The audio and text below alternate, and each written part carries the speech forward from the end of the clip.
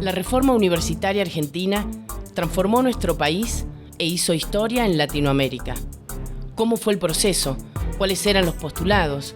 ¿Quiénes fueron los actores más relevantes y cómo se vivió en nuestra provincia, en Jujuy, el tiempo de la reforma? Es la invitación para conocer 100 años de universidad.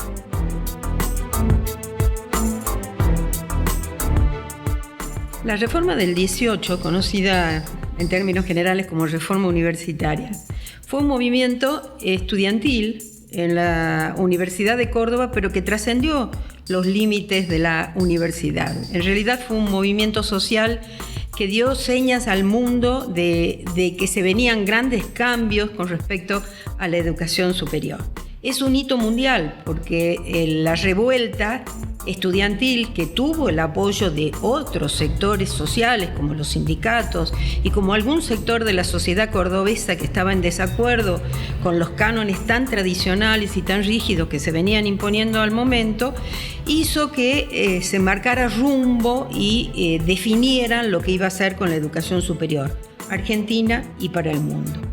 En este caso, esa revuelta, diríamos, se concretó en un documento que se conoce como el Manifiesto Liminar y en donde hay algunos rasgos que caracterizan no solamente el gran reclamo de los estudiantes y de la comunidad universitaria, sino que además dan señas de lo que después sería todo el fenómeno de la apertura de las universidades al mundo, o lo que hoy llamamos como el fenómeno de la internacionalización, en la medida en que la Declaración de los Jóvenes se dirige a los estudiantes de Sudamérica. Es decir, que hay una apertura y una conciencia ya en el año 18 de pertenecer a un continente que tenía rasgos particulares a nivel educativo. Hay nombres para no olvidar en este proceso reformista. Arturo Orgaz, Deodoro Roca, Saúl Taborda, Enrique Barros, Arturo Capdevila.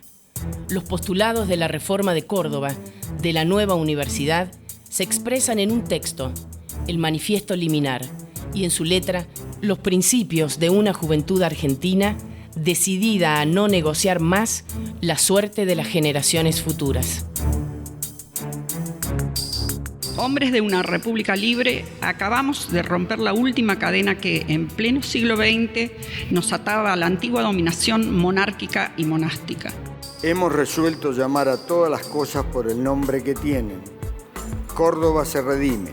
Desde hoy contamos para el país con una vergüenza menos y una libertad más.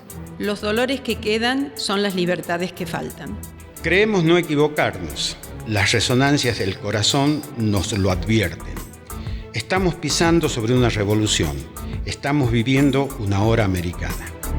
La lucha fue por una mayor participación en el gobierno universitario, por lo que se llamó en su momento la libertad de cátedra, y es una de las características de la Universidad Argentina, y esto significa que no haya restricciones ni a nivel ideológico, ni a nivel religioso, ni a nivel político, y que efectivamente cada equipo docente pueda definir la orientación con la que va a trabajar su disciplina.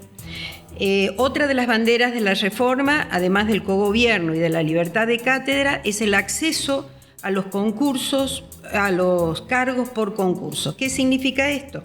Que realmente para acceder a la carrera docente, que es una característica que hoy tiene, por ejemplo, nuestra universidad, para el ascenso de cargos, cómo se van armando, se va estructurando la carrera docente, el acceso tiene que ser por concurso público y ya no por ese clientelismo que era característico de la universidad de las primeras décadas del siglo pasado. Y un hecho que tuvo resonancias muy particulares en la sociedad de la época, que fue la separación de la Iglesia. Digamos, una universidad que estaba impregnada por un dogmatismo de carácter religioso, en donde la organización de la universidad era de corte elitista, para que a partir de este movimiento llamado Reforma pudiera entenderse como un fenómeno de democratización, de laicización, es decir, de apartamiento de la Iglesia, y que la universidad y la educación superior se reconociera como autónoma.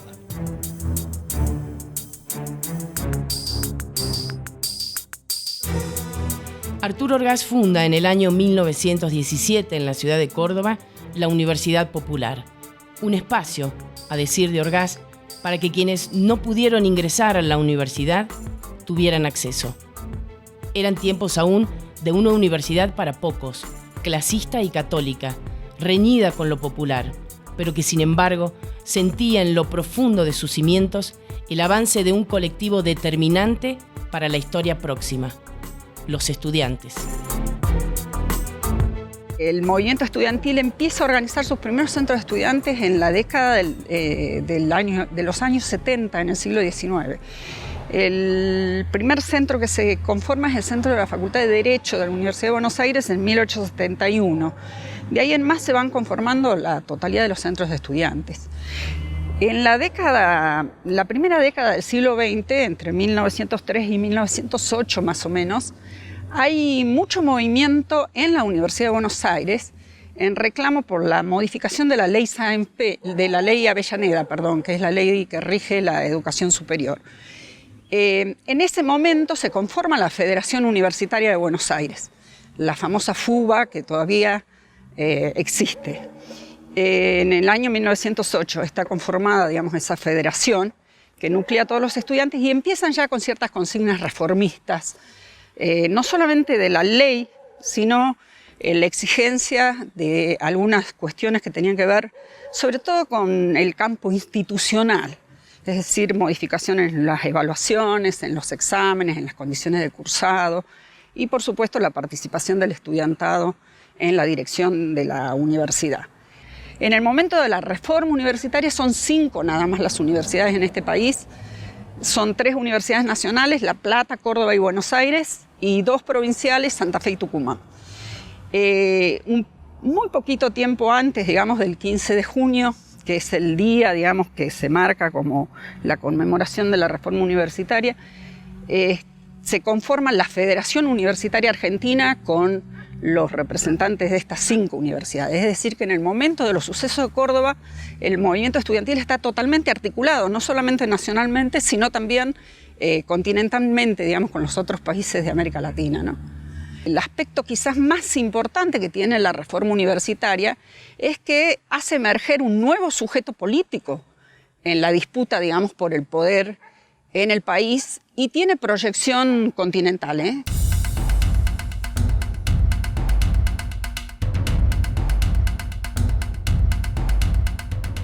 El motor de la reforma del 18 fue claramente la juventud. Esa juventud a la que José Ingenieros le dedicó muchos párrafos en su obra Las Fuerzas Morales, y donde decía que la juventud eran ellos individuos que no tenían compromiso con el pasado y que no tenían necesidad de vivir la coyuntura o tampoco tenían posibilidades de pensar en el pasado ni en el futuro, vivían claramente el presente. Y eso se ve muy claro en el Manifiesto Liminar que escribe Deodoro Roca en el año 18, el 21 de junio después de la reforma. Ahora, esta juventud tiene la fortaleza, las agallas y la lucha que llevó no solamente a los jóvenes estudiantes a las calles de Córdoba, sino también en las calles de Córdoba estaban docentes, obreros, amas de casa y público en general que acompañaba a esta juventud.